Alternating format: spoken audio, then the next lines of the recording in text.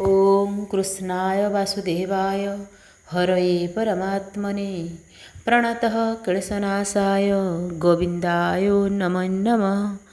कार्तिक महात्म्य सप्तम अध्याय। पृथुरुवाच त्वयाजत् कथितं ब्रह्मन् ब्रह्मर्जस्य विस्तरात् यत्र तुलसीमूले पूजादिष्टा तुयोङ्दिता तेनाहं ज्ञातुमिच्छामि माहात्म्यं तुलसीभवं कथं साति प्रिया विष्णु देवादेवस्य सार्ङ्गिणः। नारद वाक्यकन्ये शुणि कार्तिक धर्म मने गुणी श्री एकादशी व्रत रीति जानिबे जहु उतपति तुलसी महिमा कथने शुणि संशय राजा मने। नारद मुखु चाहि भणी भौमुनि असंभव पाणी किंपा कार्तिक उद्यापन तुलसी मूले दीपदान विशेष तुलसी सेवने असंख्य धर्म दीपदाने एड़े प्रसिद्ध वृक्ष जहूँ पूर्वे से उपजिला काहूँ से कथा कह मुनिवर शुणी संशय जाऊ दूर।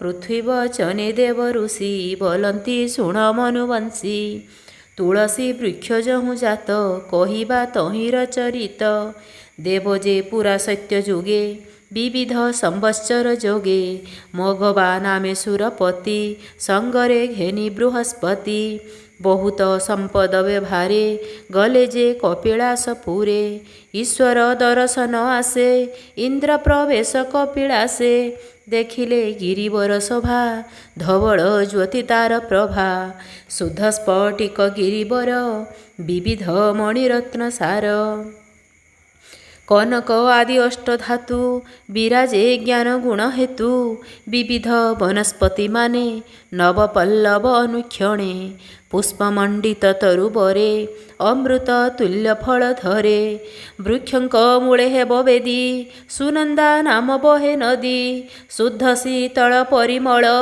सर्वदा स्रवि बहे जल कमल कुमुद नीलेन्द्री पुष्पे सुंदर दिशे नदी सारस गण जुथे जुथे जेन्हे भी बुधे स्वर्ग पथे तीरे बसंती सिद्धगण ध्याने चिंतति नारायण केवल जोगी शिव पादे मन निवेशी अप्रमादे सहस्र सहस्र अछंती देखि आनंद सचिपति सेवने जेते पशु जीवे निर्भये विहरन्ति सर्वे रूपे दिशन्ति दिव्य शोभा सबुरी देहे शिव प्रभा करुणी जुथे मत गज बहन्ति ऐरावत तेज बने चरन्ति कामधेनु शरद शशि प्राय तनु मृग शार्दूल सिंह शशा केहि काहाकु नाही हिंसा सर्वे भैक्षन्ति पत्रफल पिई नर्मदा नदी जल सुकृतवन्त सर्वजीवे ज्ञानी निर्गुणमति सर्वे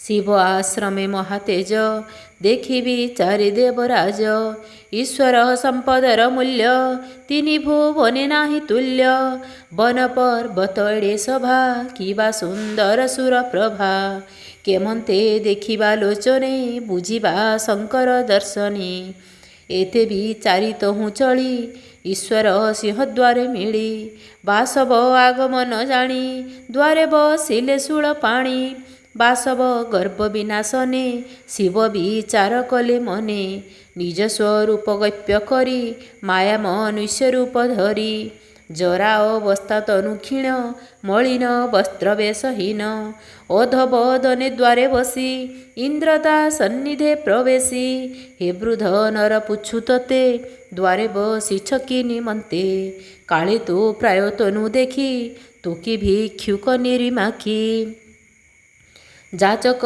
भृते अछुआसी कियो वा शिवपुरवासी जेबे शंकर गण तुही कह ईश्वर छंती काहीं आंभे अमरपुर राजा देखिबु शंकर गिरिजा केमन्ते सभा शिवपुर ईश्वर संपद व्यवहार देखि तो करिअछु साध जाहा पचारु कह वृद्ध बासव एमंत वचने शिव हरन्ति मने मने इंद्र को न देले उत्तर पुणी पूछई सुना शिर कि तु बधिर जड़ जन पूछिले न कहु वचन ଆମ୍ଭେ ଅମରପୁର ରାଜା ଦେଖିବୁ ଶଙ୍କର ଗିରିଜା। ତୁ କେଉଁ ଗର୍ବେ ବସିଅଛୁ କଥା ନ କହୁ ଆମ୍ଭେ ପୁଛୁ। ଏମନ୍ତ ବାସବ ବଚନେ ଶଙ୍କର କର୍କଶ ଲୋଚନେ। ଇନ୍ଦ୍ରକୁ ଚାହିଁ ମନେ କୋପି କିଞ୍ଚିତେ ଅଷ୍ଟେ ଦନ୍ତ ଚାପି। ଦେଖି ସକ୍ରୋଧେ ସୁରପତି ଘେନିଲେ କୁଳିଶ ଶକତି। ରାଜସ ଗୁଣେଶ ଚିହ୍ନାହା ରୁଦ୍ରଙ୍କୁ ପ୍ରହାରିଲେ ତାହା। ଯେ ବଜ୍ର ରୁଦ୍ର କଣ୍ଠେ ପଡ଼ି ଶୁଭିଲା ଯେନେ ଘଡ଼ଘଡ଼ି। ଅଙ୍ଗେ ନ ଭେଦି ଦେବସର ଉପୁଡ଼ି ପଡ଼ିଲା ଭୂମିର। ଈଶ୍ୱର କଣ୍ଠେ ବଜ୍ର ବାଜି ଅନଳ ଜାତ ହେଲା ଗର୍ଜି। କଣ୍ଠ ଦିଶିଲା କୃଷ୍ଣ ବର୍ଣ୍ଣ ନିଜ ସ୍ୱରୂପେ ତ୍ରିଲୋଚନ। ବାସବ ଆଗେ ହେଲେ ଉଭା ବିରାଜେ ଅଙ୍ଗଜ୍ୟୋତି ପ୍ରଭା। ମଣିକୁଣ୍ଡଳ ଫଣିହାର ଦେଖି କମ୍ପଇ ସୁନା ଶିର। ଅନଳ ତେଜେ ଭୟ ପାଇ ଲୁଚିଲା ଗୁରୁ ପଛେ ଯାଇ। ଇନ୍ଦ୍ରର କ୍ଷଣେ ବୃହସ୍ପତି ଶିବଙ୍କୁ ଚାହିଁ କଲେ ସ୍ତୁତି। ବୃହସ୍ପତି ଉବାଚ କପାଳେ ଯୋଡ଼ିବେନି କର ବୋଇଲେ ଦୋଷ କ୍ଷମା କର। ହେ ପ୍ରଭୁ ଜଗତ ଅଧିପ ସୃଷ୍ଟି କାରଣୀ ତୋର ରୂପ। ତୁ ବ୍ରହ୍ମା ରୂପେ ସୃଷ୍ଟି କରୁ ପାଳନେ ବିଷ୍ଣୁ ରୂପ ଧରୁ। ପୁଣି ସଂହାରୁ ରୁଦ୍ର ରୂପେ ଏତିନି ମୂର୍ତ୍ତି କଳ୍ପେ କଳ୍ପେ। ଏଣୁ ଏ କାଳ ପରିମାଣେ ତୋର ମହିମା କେବା ଜାଣେ। ଯେ ତୋର ଚରଣେ ଶରଣ ସେ ଖଣ୍ଡେ ଅକାଳ ମରଣ। ଅଶେଷ ବିପତ୍ତି ଋତରେ ଯେ ନିତ୍ୟେ ତବ ନାମ ଧରେ। ତୁ ଦେବ ଦେବ ମହାଦେବ ସର୍ବମଙ୍ଗଳ ସଦାଶିବ। ପ୍ରାଣୀଙ୍କ ସୁଗତିଦାୟକ ନମୋ ନମସ୍ତେ ତ୍ର୍ୟମ୍ବିକ। ଅନ୍ଧକରି ପୁତ୍ରୀ ପୁରାରୀ ନମୋ ବିରୂପ ରୂପଧାରୀ। ତୋର ମହିମା ଅଗୋଚର କାହୁଁ ଜାଣିବ ପୁରନ୍ଦର। ନ ଜାଣି ଦ୍ରୋହ କଲା ତୋତେ ଏବେ କମ୍ପଇ ଭୟ ଚିତେ। ତୁ ଯେବେ ନ କରିବୁ ତ୍ରାହି ଆଉ ରକ୍ଷକ ଅଛି କାହିଁ। କରୁଣା କର ତୋ ମହିମା ଇନ୍ଦ୍ର ଅପରାଧ କର କ୍ଷମା। ସେବକ ହେଲେ ଅପରାଧୀ ତୁ ପ୍ରଭୁ କରୁଣା ବାରିଧି। ଆମ୍ଭେ ସକଳ ସୁରଗଣ ତୋର ସେବକ ନିଶ୍ଚେ ଜାଣ। ପ୍ରସନ୍ନ ହୋଇ ଦୟା କର ଜୀବନେ ବର୍ତ୍ତୁ ସୁନା ଶିର। ଏମନ୍ତ ବୋଲି ସ୍ତୁତି ଭଣି ଶୁଣି ସନ୍ତୋଷ ଶୂଳ ପାଣି। ଅଙ୍ଗିରା ମୁଖ ଚାହିଁ ହର ବୋଲନ୍ତି ଧନ୍ୟ ଜୀବ ତୋର। ଇନ୍ଦ୍ରରେ ଦେଲୁ ଜୀବଦାନ ଏଣୁ ତୁ ଜୀବ ନାମ ଘେନ। ଏବେ ଅମରପୁରେ ଚଳ ସଙ୍ଗତେ ଘେନି ଆଖଣ୍ଡଳ। ରୁଦ୍ର ଶ୍ରୀମୁଖୁ ଆଜ୍ଞା ପାଇ ଜୀବ ସଙ୍ଗତେ ସଚି ସାଇ। ଶିବ ଚରଣ ତଳେ ପଡ଼ି ଉଠି କପାଳେ କର ଯୋଡ଼ି। କରନ୍ତି ବିପରୀତ ଗତି ଅଦୃଶ୍ୟ ହେଲେ ଉମାପତି। ଇନ୍ଦ୍ରଙ୍କ ମନରେ ଚିନ୍ତା କରି ଗଲେ ଯେ ବାଚସ୍ପତି ପୁରୀ। ଏଥୁ ଅନ୍ତରେ ଶୁଣ ନୃପ ଈଶ୍ୱର ତେହୁଁ ଯେଉଁ ତାପ। ଅନଳ ରୂପେ ଉତ୍ତପତି ଦହଇ ଆକାଶ ଧରିତ୍ରୀ। ତା ଦେଖି ଦେବ ବିଶ୍ୱନାଥେ ଅଗ୍ନିକି ଘେନିବା ମହସ୍ତେ। ଗଙ୍ଗା ସାଗର ଭେଟ ଯହିଁ ସେ ଅଗ୍ନି ପକାଇଲେ ତହିଁ। ବାହୁଡ଼ି ବିଜେ କପିଳାସେ ଏଥୁ ଅନ୍ତରେ ବିହି ବସେ। ରୁଦ୍ର ଅନଳ ପଡ଼ି ଜଳେ ଇନ୍ଦ୍ର ଅର୍ଜିଲା କର୍ମ ଫଳେ। ଜାତ ବାଳକ ରୂପ ଧରି କାନ୍ଦଇ ଘୋର ରାବ କରି। ଧ୍ୱନି ଶୁଭଇ ତିନି ପୁରେ ଶୁଣି କମ୍ପନ୍ତି ସୁର ନରେ। ତରସ୍ତ ହୋଇ ସର୍ବଜନ୍ତୁ କେହି ନ ଜାଣେ କିସ ହେତୁ। ସ୍ତମ୍ଭିତ ବାରାନିଧି ପାଣି ଜଳଧି ରାଜ ତାହା ଶୁଣି। ମିଳିଲେ ବାଳକର ପାଶେ କୁମର ରୂପ ଦେଖି ତୋଷେ। ଦିବ୍ୟ ସୁନ୍ଦର ମହାତେଜ ଯେ ସନେ ଜ୍ୟୋତିଗ୍ରହ ରାଜ। ଉତାନ ସାଇ ହୋଇ ପଡ଼ି କାନ୍ଦଇ କରି ଘୋର ରୋଡ଼ି। ସାଗର ସୁତ ପ୍ରାୟ ମଣି କୋଳେ ଧଇଲା ତାହା ଆଣି। କ୍ରୋଧ ନିବାରିବାକୁ ମନ ବାଳକ କରଇ ରୋଦନ। ବେଳହୁଁ ବେଳ ଦୀର୍ଘ ରଡ଼ି ଯେହ୍ନେ ପ୍ରଳୟ ଘଡ଼ଘଡ଼ି। ଧ୍ୱନି ପୂରିତ ଦଶ ଦିଶେ ଶୁଣି କମ୍ପନ୍ତି ଚତୁର୍ଦିଶେ। ଉଲୁକା ପାତେ ଯେହ୍ନେ ମୋହି ଜଗତ ଜନ ଦେଖି ବିହି। ଆରୋହୀ ମରାଳ ବାହନେ ପ୍ରବେଶ ସିନ୍ଧୁ ସନ୍ନିଧାନେ। ବ୍ରହ୍ମାଙ୍କୁ ଦେଖି ଜଳେଶ୍ୱର ଚରଣେ କଲା ନମସ୍କାର। ପୁତ୍ରକୁ ବ୍ରହ୍ମା କୋଳେ ଦେଇ କହଇ ଭକ୍ତିଭାବ ବୋହି।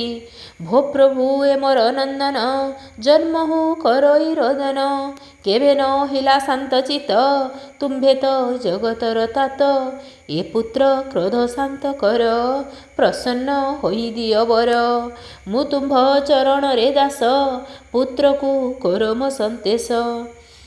ମୁଁ ତୁମ୍ଭ ଚରଣରେ ଦାସ ପୁତ୍ରକୁ କର ମୋ ସନ୍ତୋଷ। ସାଗର ବାକ୍ୟ ପଦ୍ମଜୋନି ବାଳକ ପ୍ରତି ଦୟା ଘେନି। ବୋଇଲେ କ୍ରୋଧ ଶାନ୍ତି କର ଯୁବା ଅବସ୍ଥା ହେଉ ତୋର। ସଂସାରେ ହୁଅ ମହାରାଜା ସକଳ ଲୋକେ ପାଅ ପୂଜା। ଇଚ୍ଛାରେ ଭୋଗ କର ମୋହି ତୋତେ ଜିଣନ୍ତ ନହୁ କେହି। ଜଳୁ ଯେ ହେଲୁ ଅବତାର ନାମ ତ ହେଉ ଜଳନ୍ଧର। ଏମନ୍ତେ ବିହି ବାକ୍ୟ ବୋଧ କୁମର ଶାନ୍ତି କଲା କ୍ରୋଧ। ଯୁବା ଶରୀର ତତକ୍ଷଣେ ନମଇ ବିଧାତା ଚରଣେ। କପାଳେ ଯୋଡ଼ିବେନି କର ବୋଲଇ ଶୁଣ ବେଦ ବର। ତୁମ୍ଭେମାନେ ଯେ ଏକ ଜଣେ ମୋତେ ସମର୍ପି ମନ୍ତ୍ରୀ ପଣେ। ସେ ମୋତେ କହୁ ରାଜନୀତି ଯେବେ ପ୍ରସନ୍ନ ବେଦପତି। ସାଗର ସୁତ ବାକ୍ୟ ବିହି ଚିନ୍ତିଲେ ଶୁକ୍ର ମୁନି ତହିଁ। ତକ୍ଷଣେ ବ୍ରହ୍ମାଙ୍କ ଅଗ୍ରତ ଆସି ମିଳିଲେ ଭୃଗୁସୁତ। ଚରଣେ କଲେ ନମସ୍କାର କଲ୍ୟାଣ କରି ବେଦ ବର। ବୋଲନ୍ତି ଶୁଣ ଶୁକ୍ରଜ୍ୟୋତି ତୁ ଯେ ସକଳ ଗୁଣେ ଖ୍ୟାତି। ସିନ୍ଧୁସୁତ ତୁ ଜଳନ୍ଧର ମର୍ତ୍ତ୍ୟମଣ୍ଡଳେ ରାଜା କର। ମନ୍ତ୍ରୀ ତୁ ଥିବୁ ଏହା ତୁଲେ ଏମନ୍ତ କହି ବିହି ଗଲେ। ବ୍ରହ୍ମାଲୋକରେ ପରବେଶ ନମଇ ମହାଦେବ ଦାସ। ଏଣୁ ବ୍ରହ୍ମା ଉତ୍ପତ୍ତି ଯେହୁଁ ତାଙ୍କ ଚରଣେ ଚିତ୍ତ ରହୁ। ଇତି ଶ୍ରୀ ପଦ୍ମପୁରାଣେ ଉତ୍ତରାଖଣ୍ଡେ कार्तिक महात्म्ये जलंधर उत्पत्ति कथने ब्रह्मा वरदाने नाम सप्तमोऽध्याय। मीमस्यापि भंगो मुनिरपि मतिभ्रम। यदि सुदंग सुधंग वा मम दोष न विद्यते।